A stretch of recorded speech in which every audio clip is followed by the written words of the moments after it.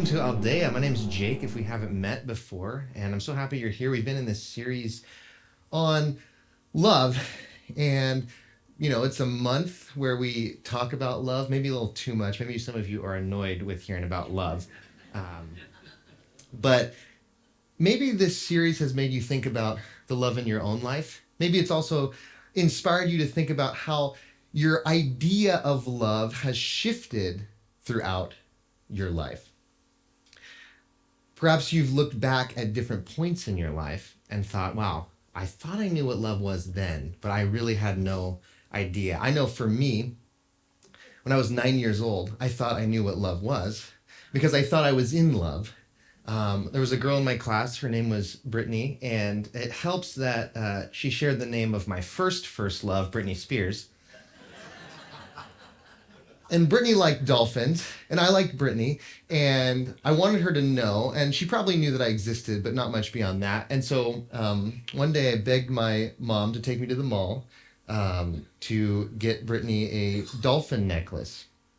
And so we get the necklace, and the next day at school, at the end of class, we go outside, and I say, "Hey, Brittany, I want to talk to you. I want to give you something." And this is like all the courage I've ever mustered up in my 9 years. Okay, by the way, just want to make that clear.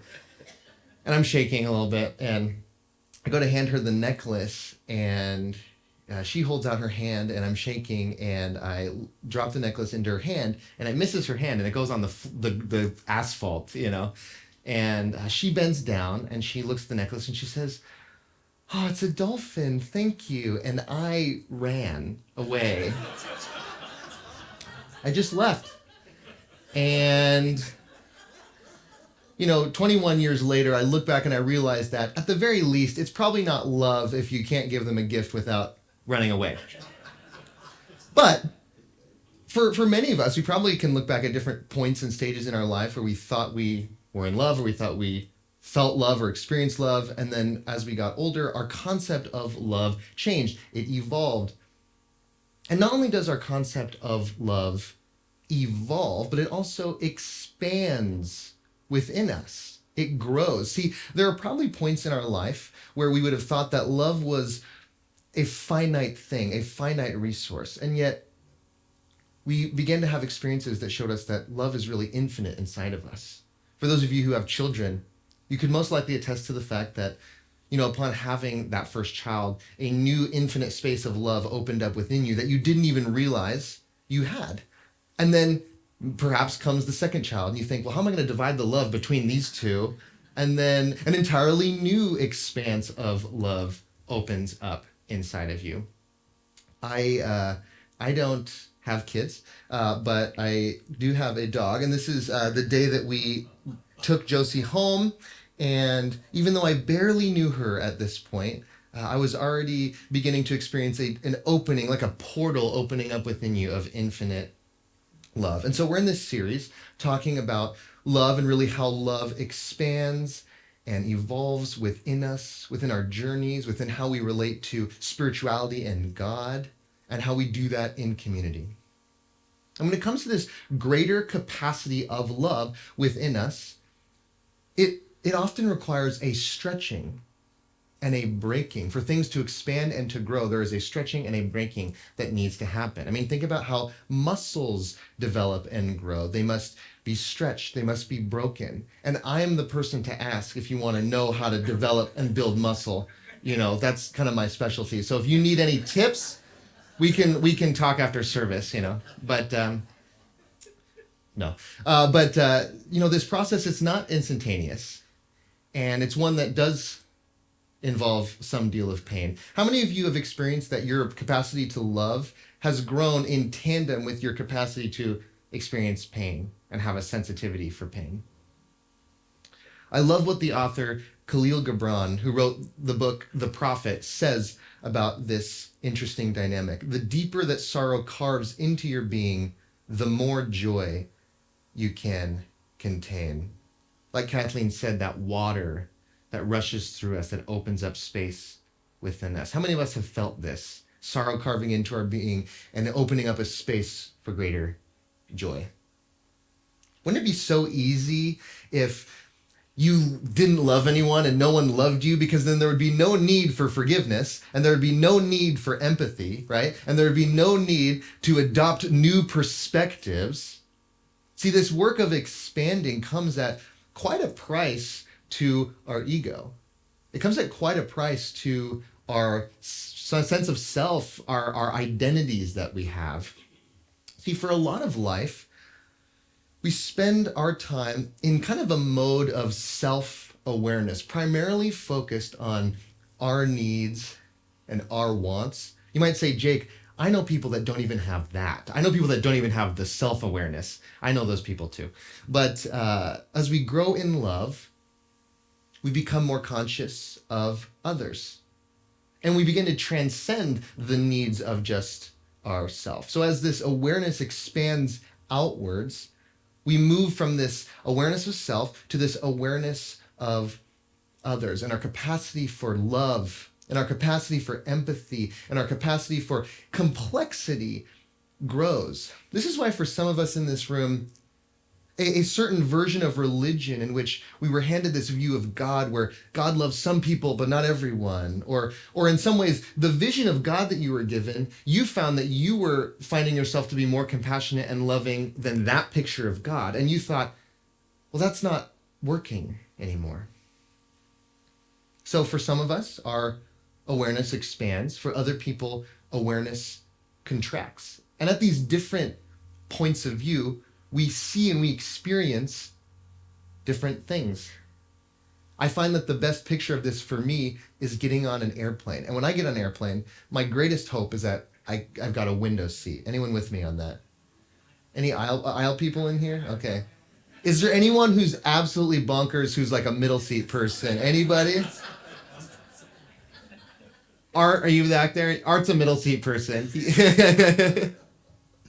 What I love about the window seat is that you get to see and experience perhaps the place that you just took off from, your own city perhaps, where you get to see it in an entirely new vantage point, which I find absolutely just bananas that there are people that get on an airplane and they immediately close the windows thing and they just pull out their iPad as if the TV show that they're watching is somehow more magical than the magic of flight.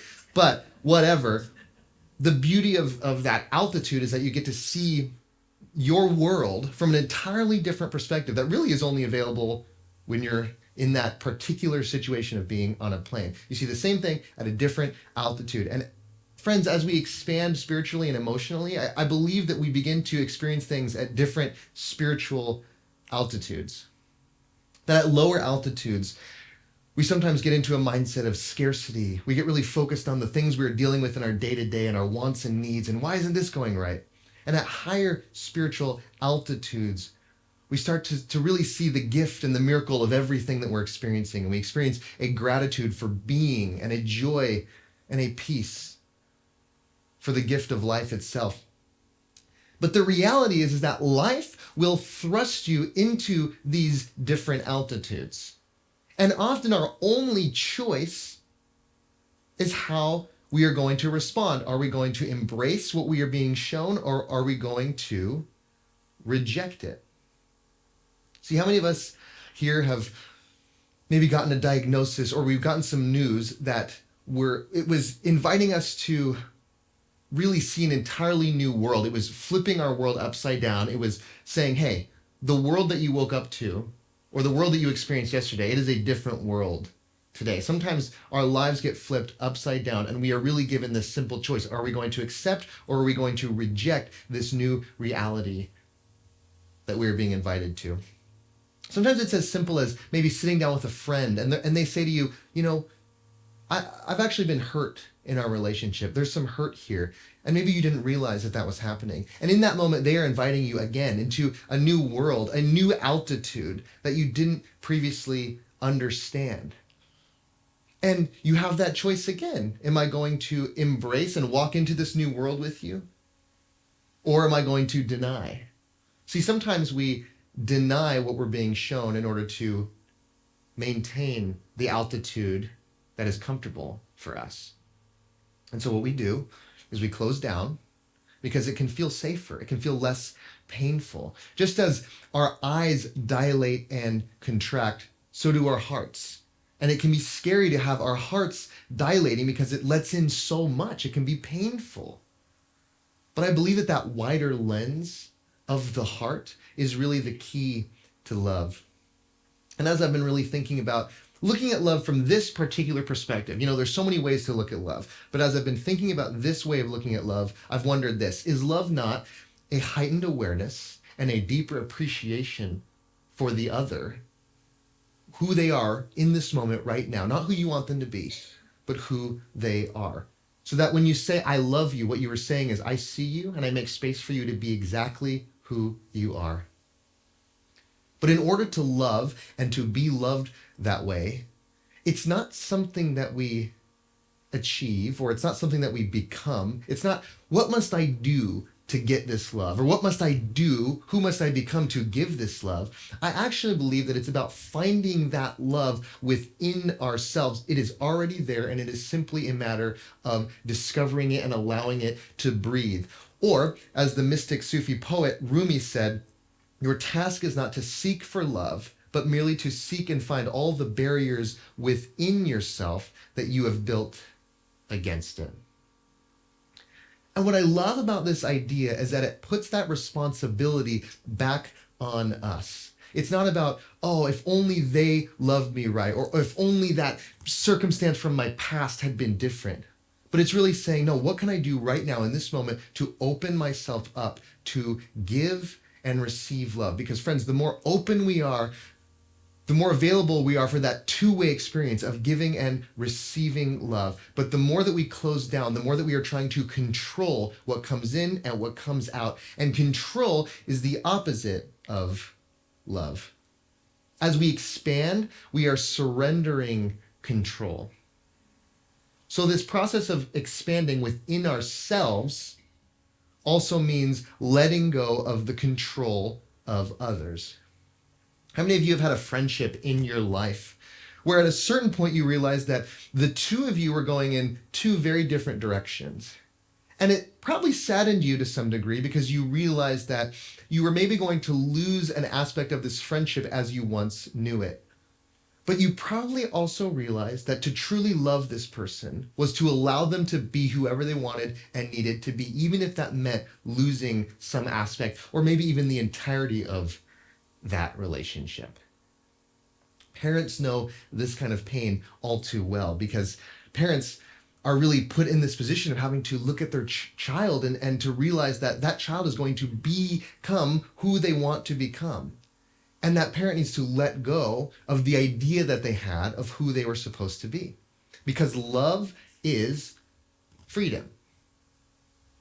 And yet this freedom where we allow people to be exactly who they want to be does not mean that we are responsible for every aspect of their life. I love what this author Veronica Tugaleva says about this type of unconditional love. To love unconditionally does not mean to give your unconditional time. Sometimes to love completely, we must never see someone again. This too is love, giving someone the freedom to exist and be happy, even if it must be without you. Sometimes you can love someone and you might not necessarily be safe with them, maybe emotionally, maybe even physically.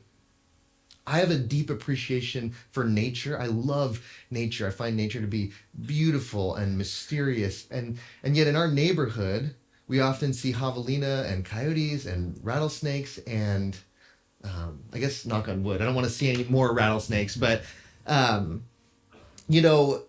love appreciating these creatures from afar, but it would kind of be on me if I got a little too close, right? Sometimes the best way to love someone is at a distance. See, some of us have been bitten in our relationships, and yet we keep trying to pull them close and to make them safe. And you might be wondering today, well, you're on the one hand saying that we should have unconditional love, and on the other hand, you're saying we need to be mindful of protecting ourselves. But see, here's the interesting dynamic here. When we think that we can change someone, When we have this conditional love for another in which we think we can control who they become, ironically, that mindset keeps us in negative cycles. And that mindset keeps us in bad situations. But if we could let go of a desire to change another person and just allow another person to be who they are, we actually set them free to be who they are, and we set ourselves free. See, there are some people in this room that got a divorce, and it was the bravest thing you could have done. It was the opposite of giving up. It was actually fully accepting another person for who they were and allowing that to show you a path forward. There's some of you who have experienced some pain and maybe even have cut off certain relationships in family or in friendships, and you found that in an interesting way, you were able to love that person better from this new altitude. Unconditional love is a really tough concept because there are probably some of us who might have thought, well, unconditional love doesn't really exist. It's impossible, at least for human beings. Or you might say, well, unconditional love is possible, but it just requires a life of suffering. And what I love about this new perspective is that it really shows us that if we can just expand our awareness and zoom out and look at love from an entirely different vantage point, it opens up an entirely new way to live and approach love. And this way of expanding our view of love is something that I believe Jesus did quite often. In fact, in his most famous sermon, the Sermon on the Mount, and really the most famous section of that sermon, the Beatitudes, he says this: "You have been taught to love your neighbor and hate your enemy. But I tell you this, love your enemies, pray for those who torment you and persecute you. In so doing, you become children of your Father in heaven. He, after all, loves each of us, good and evil, kind and cruel. He causes the sun to rise and shine on evil and good alike. He causes the rain to water the fields of the righteous and the fields of the sinner." You might be in this room and you might, consider yourself a follower of Jesus, or at least maybe are familiar with Jesus' teachings, or maybe you're in this room and you're not really familiar with Jesus. And it doesn't matter. I just want to give a little context on what this teaching was meaning for this particular group of people that he's speaking to. See, he was speaking to a primarily Jewish audience. And that audience, through their religious tradition, would have viewed themselves as God's chosen people. And even moreover, they lived in such a way where the more righteous and religious and pious they were, they felt that that was earning them God's favor. Which, does that sound familiar at all for any kind of religious system we grew up in? And what Jesus is saying is, no, this idea that God loves some people more than others is false. In fact, God causes the sun to rise and shine on evil and good alike. He causes the rain to water the fields of the righteous and the fields of the sinner. It doesn't matter.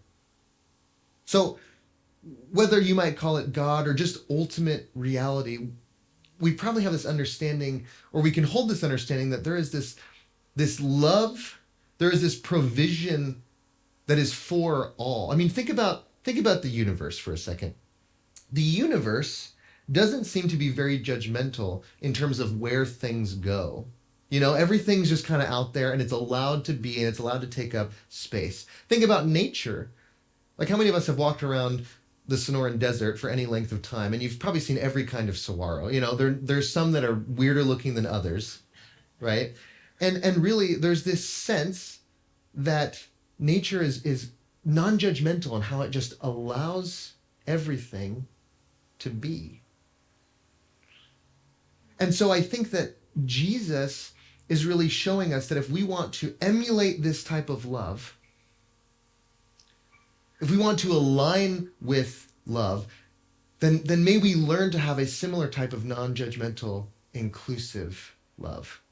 See, when we around here say that our motto is love, period, we're saying that we don't place any caveats on your requirement to be loved. There is no requirement. There is no prerequisite. There is no, you are loved if you do this or if you believe X, Y, and Z. Because when we place caveats on love, we are controlling love, and that is the opposite of love. And we're not just denying others the opportunity to experience love, we are denying ourselves the opportunity to expand, to grow, to have a deepened and heightened awareness. One of my favorite spiritual teachers is Ram Dass. And if maybe you're not so familiar with Ram Dass and who he was born Richard Alpert. And in the 60s, he was a Harvard professor of psychology. And then in the 70s, he became one of the leading figures of the psychedelic movement, which led to him being dismissed from Harvard. And ultimately, he ended up traveling India, where he ended up making this beautiful connection with the person who became his guru, Maharaji, also known as Neem Karoli Baba. He took the insight and the message of Maharaji back to the United States, where he became a renowned spiritual teacher throughout the 70s and 80s and 90s. And then in the late 90s, he had a stroke, which ultimately left him wheelchair bound, with difficulty speaking, partially paralyzed. And Ram Dass passed away in 2019. But as he aged, and as particularly after the stroke, his message really became simplified. He spoke with less words, partially because he had to, but in some ways there was a beauty in the simplicity of his message, and it was really a message of letting go and of expanding in love. And he had this mantra that, he really began to use a lot towards the end of his life. And I want to share a little clip of Ram Dass just kind of sharing what this mantra means to him. First of all, you take your finger and middle of your chest is there. And there is awareness and love. And say, I am loving awareness. I am loving awareness. I am loving awareness. I am loving awareness. I am loving awareness. I am loving awareness. Loving awareness. And when you're done, you will be loving awareness. Now, the problem is, if you meet somebody on the street and they say, who are you? You don't loving awareness. Your name, give your name. And this is an identity within you. It's a secret identity. I am loving awareness. And then you can become loving awareness. And you will be aware of the universe. You might think that this is a little bit of an abstract idea. Like, what is he talking about when he's talking about awareness? And, when he talked about this idea, awareness, consciousness, however you might term it, what he was saying is that, we have our awareness and we have things that come into view, but before all of that which is out there, right, or behind, the circus of everyday life in which there's so much to see and hear and smell and do, before and behind all that, there is just a part of us that is just purely aware. It is just aware of being aware. In Ram Dass, he would say that within us, like he said, that secret identity within us, there is a place of pure love and pure awareness, pure presence. And we might be able to attest to this, looking back at moments in our life in which we felt like we were experiencing that deep, loving awareness. Maybe moments of deep gratitude, moments of celebration, family, moments that you could look back and say, I was so present and I was so in this space of love and awareness. And what Ram Dass would say is that those moments, they're not the exception to the rule. Those moments are actually who you truly are.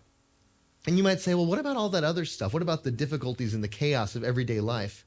And he'd probably say, those things aren't you. Even the thoughts that you have about those things aren't you. And yet you can bring all of that into this infinite space of loving awareness.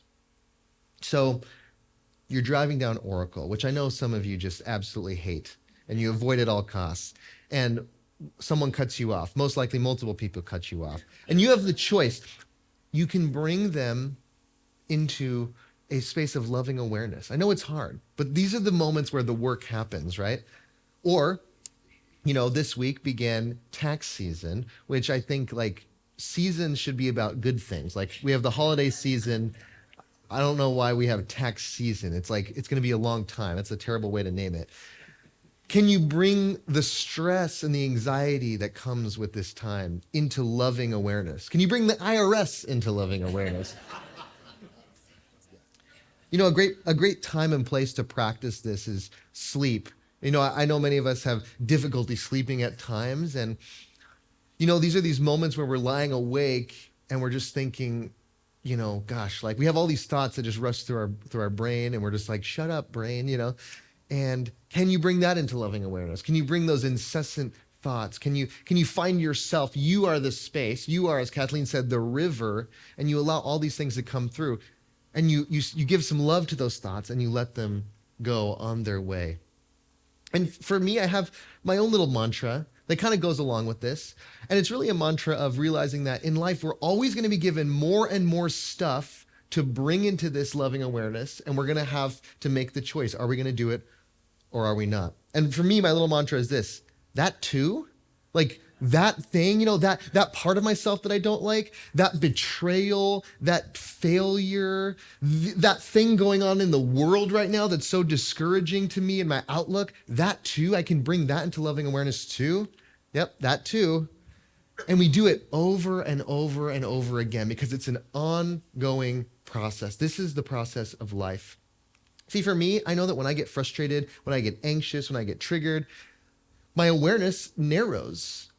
It narrows in my body, physically my senses narrow and my feeling of self narrows, and I feel myself becoming small. And also my understanding of a situation narrows. How many of us have felt this, that when we're angry or when we're disappointed, we don't really see the other person on the other side of that emotion? We begin to get this tunnel vision, and we lose the ability to have an appreciation for the complexity of a situation and the complexity of the human beings involved. And so loving awareness is really a practice of expansion. And Ram Dass had a wonderful way of engaging this practice. He was known to have an altar in his room. And on this altar, he not only put his guru and the spiritual teachers that he beloved, but also people that he disagreed with. Now, this quote is from the 90s, so the references are a little dated, but fill in the blanks for today and you'll get the idea. He says this in the 90s: "I have a holy table with pictures on it of Buddha and Christ and Maharaji, my guru, and I used to have Caspar Weinberger, the Secretary of Defense under Ronald Reagan, on the table, but I've now replaced him with Bob Dole. So in the morning I say, 'Good morning, Christ. Hello, Buddha. Good morning, Maharaji. Hello, Bob.' And I see how far I have to go yet. Because after all, Bob Dole is merely God in drag saying, 'I bet you won't recognize me this way, will you? They're all faces of the beloved.'" As I said, Ram Dass passed away in 2019, and it was said that, at the time of his death, he had a picture of Barack Obama and Donald Trump on his altar. And it reminds me so much of Jesus, who, if you know the story, and as Jesus is being crucified, he says, "Forgive them, for they know not what they do." It's as if he's saying, bring them too into loving awareness. Them too? Them too? Yes, them too. And so whether it's Jesus or whether it's Ram Dass or any of the other great spiritual teachers, I believe that what they were doing in their work was reflecting and trying to give us a picture of ultimate reality. And whatever you might name that, however you label that, whatever language you use, God or the universe, I think one thing we probably all have in common is this sense that there is something greater than us, and that greater thing, it allows all to be in a non-judgmental way. Again, we talked about the universe. We talked about nature and its non-judgment. And maybe you might even have a picture of God in this way. A God who allows everything to be in a sense of deep love and openness. And the author Rob Bell, he talks about this idea of God, and he uses the words hell and heaven in this quote, but I want to be clear, he's not talking about places, he's talking about states of mind, that we at times choose hell in our own lives because we choose disconnection and we choose suffering, and we at times choose heaven, we choose love and connectedness. And so he's talking about ways of being in the world when he says, if we want hell, if we want heaven, they are ours. That's how love works. It can't be forced, manipulated, or coerced. It always leaves room for the other to decide. God says, yes, we can have what we want because love wins. But you might ask, well, what if the person I love is suffering? What if the person I care about is choosing hell for themselves? Is that still love if I just allow them to do that?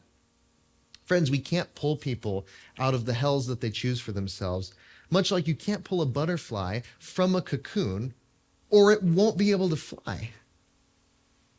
You can bring them into loving awareness. You can say to it, that too, yep, that too.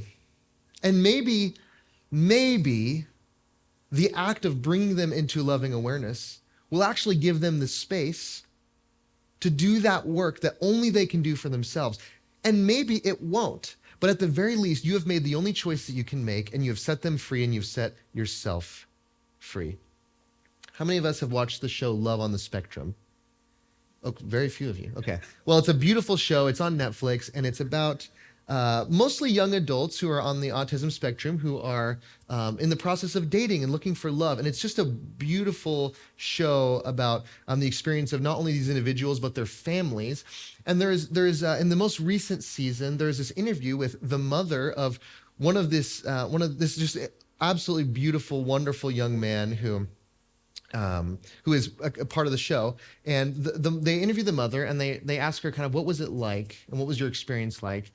And she talks about how when he first got his diagnosis, she was so desperate to try to fix the situation for him and set him up for success in life. How can I fix this? How can I help him? What can we do? What different coaches we can, what different programs, what can we do to help him? And she describes how that frantic search actually left him more closed down. It closed him off, and he really wasn't fully inhabiting the person that he would yet become. And she talks about a moment in which she decided to stop that frantic desire to fix and to just love and accept him as he was in that moment, to just give him unconditional love and to stop that desperate need to try to make it better. And she describes how in that moment, that was the beginning of when he truly began to blossom.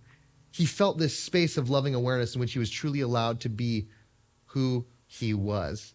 And then he began to flourish. This type of space that we can create for others, it also extends to ourselves.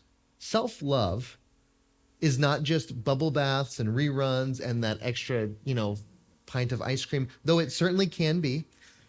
But self-love at its core is actually more about going deep within the self and looking at who you really are and these different parts of yourself that you maybe didn't even realize were there and bringing them also into loving awareness. There's actually a form of therapy that specializes in this. It's called internal family systems, or IFS. And the basic idea of this form of therapy is that you and I, we have all these different parts within ourselves, sometimes in competition with one another, and they come out and they're activated at different moments, and they're all you, but they're all just parts of you. And this sort of field in the greater world of therapy is considered maybe parts work. And this is also definitely in line with what Judith shared with us with her Secret Selves course and a lot of the work that she does. And what's beautiful about parts work, it kind of works like this. You might go within and you might say, wow, I didn't realize, but I have a part of me that wants me to be perfect all the time. Or I have a part of me that's very concerned with how other people see me. Or I have a part of me that's kind of like, as Judith would label it, an inner critic. I have a part of me that shuts down when things get overwhelming. These are all different parts. And I'm really just speaking for myself, but you might relate to some of those. And the beauty of this kind of work, it's not that when you uncover and discover another part of yourself, it's not that you bring it up so that you can expel it, so that you can say, off with you. No, you bring it up, you recognize it so you can bring it into loving awareness. So you can say, I embrace this part of myself. I realize that maybe this part of myself showed up at a time when I needed it.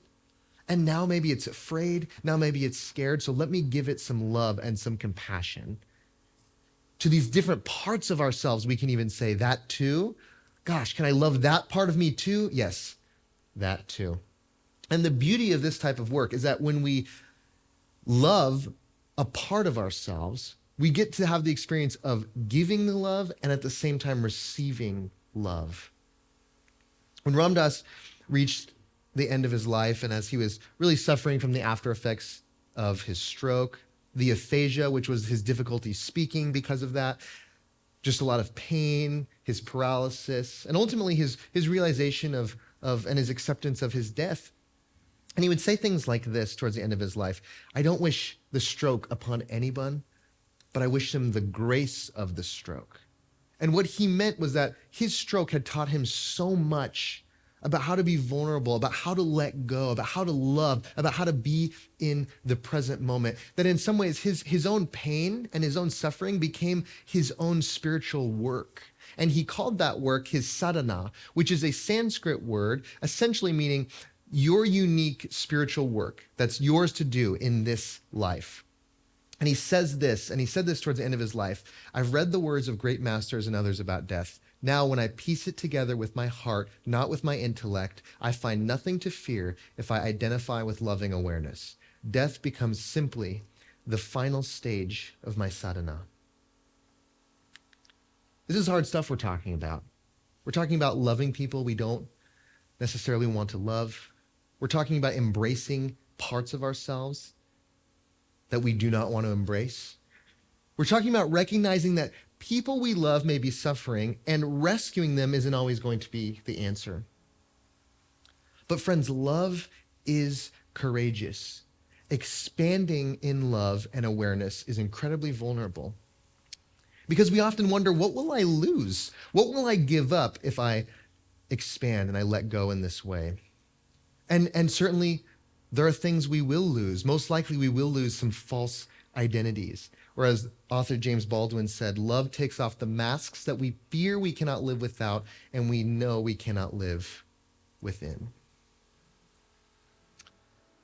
Love, period, it's not just a commitment to how we're going to love other people, but it's also a challenge to ourselves. What can I let go of? What can I bring into loving awareness until all that's left is love, period?